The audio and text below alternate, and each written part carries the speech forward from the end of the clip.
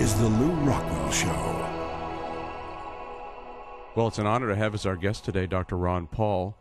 Ron, of course, is the long-term congressman from Texas, the great spokesman for the gold standard, for constitutional government, for the end of the Federal Reserve and all the various monetary and financial shenanigans that go on in Washington, D.C.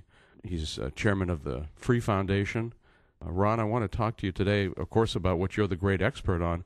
What the heck are they doing to us with all these bailouts, not just the official TARP bailouts and the auto bailouts, but these vast trillions of dollars of new money that they're creating, and nobody except you seems to be saying, hey, this is not a good idea. You know, I've been thinking lately that maybe they don't care that it's not working. Maybe the real goal is nationalization. Success would be that we'd get back to work again, they'd pay their bills, and everything would work out all right.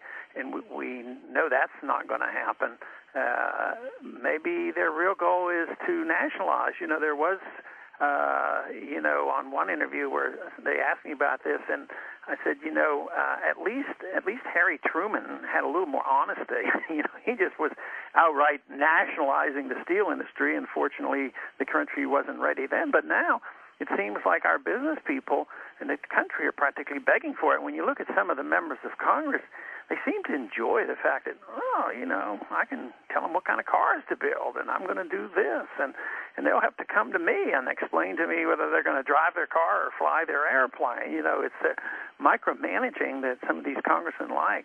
But I think regardless of the deep motivation of what's going on, I think nationalization is going to be the result, and I think the money's all going to be wasted. I think everything they're doing is just building the dollar bubble that much bigger, and the dollar bubble now is seen in the inflated prices of all the bonds that the government holds. Ron, when we see the deepening depression, it seems to me it is a depression.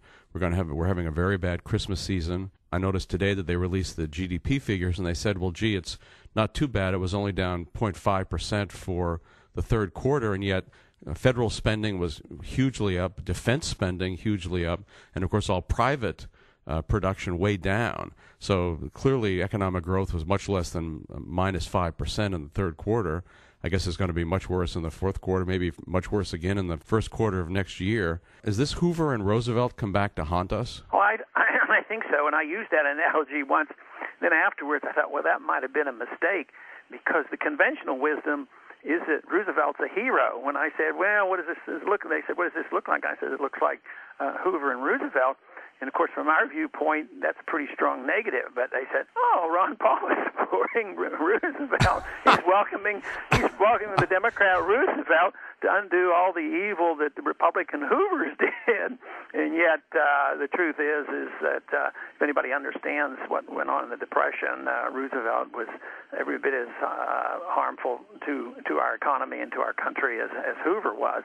And, I think it is the same. I think we're one step further. We were, institutionalizing then the welfare state and Keynesian economics, but now it looks like we're going overboard and going that next step of socialism and nationalization, even though there won't be technical ownership. The taxpayers will be just stockholders in the company. It's going to be some messy situation. But for us to expect, economic growth to come of this very soon is I think that's misplaced. You just can't create wealth out of a printing press, and that's what they think they're doing. We got into this mess by too much spending, too much regulation, too much debt, and too much inflation. And that's exactly what they're using to try to get us out of this mess, and it's bound to make the problems that much worse. Ron, it was the Nixon's abolition of the remnants of the gold standard on August 15, 1971, and all the related terrible things he did, price and wage controls and all the rest, that got you into politics. I mean, it was what made you decide that you had to speak out, because you saw, as Hazlitt and Rothbard and Mises and all the other great men had written about, what this meant for the future of the country and the world. And, of course, it's all come true. It maybe has taken a little bit longer than some of us thought it might have taken, but now we seem to be moving in the whole Western world towards a massive increase in statism. this government-business partnership that used to be called fascism in the 1930s. When you go back and you read what Mussolini described as his economy, it doesn't sound too much different from Henry Paulson. Yeah, and we don't seem to wake up to this effect. Go on, and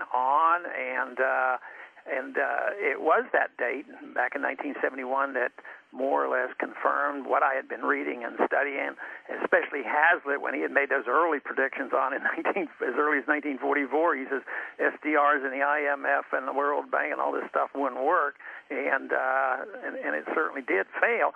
And like you say, it did last a little bit longer than probably a lot of people believed. But even the post-Bretton Woods era has lasted a long time, too. As bad as Bretton Woods was, here it is from 71 up to 2007 before it really cracked. So to me, it's sort of like a chronic, insidious cancer rather than a rapidly growing cancer. But it was cancer, economic cancer anyway, and it's eating away our substance. And yet, in spite of what they're doing in Washington, I think things are better outside of Washington. I think we've made a lot of progress in spreading our message. Unlike in the 30s, Roosevelt won his election on a conservative platform, the gold standards and balanced budgets and all. And on the surface, it looked like everybody still believed in free markets. But underneath, and the professors were all teaching Keynesianism. Today, it appears that everybody's endorsing Keynesianism and spending and all that's going on, yet beneath the surface, I'm hopeful that the message of freedom and sound money and the attacks on the central bank, that is all building up. I was encouraged, of course, during the campaign when I saw so many young people expressing interest in sound money. College campuses. You heard some of them. I didn't know they would know about the Mises Institute or Austrian economics, and they literally would cheer it.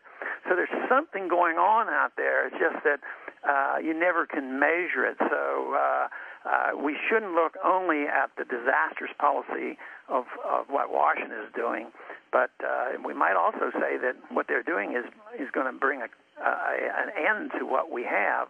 So therefore, those individuals now that are starting to think our way may, be more energized and say, hey, maybe we have a chance to change the system and reject this idea that government should own everything and that socialism is the answer. Well, Ron, you're exactly right. And back in 1929 and the early 1930s, in this country there was Benjamin Anderson, there was Hazlitt, there was Garrett Garrett. That was about it. Virtually nobody understood what the heck was happening. Today, thanks to you and thanks to all the great economists that you've mentioned, there's a vast opposition among the people, especially among young people. Again, as you say, I saw it during your campaign when you would see kids spontaneously cheering to end the Fed, end the Fed.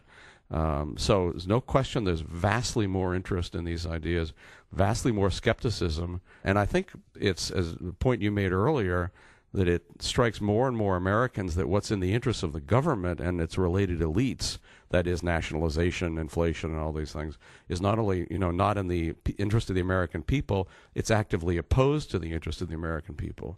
So while the government does well from all these policies, we're being hurt. And, I think there's coming tax revolts. I think there's a growing anger among Americans about what is obviously a ripoff, all these bailouts just ripping off of the average person for the elites. And so I agree with you. And, you're the man who lit the prairie fire, and everybody who believes in freedom and sound money, the principles that are essential to a civilized society, owes you a huge debt of gratitude. Well, a lot of people have been involved.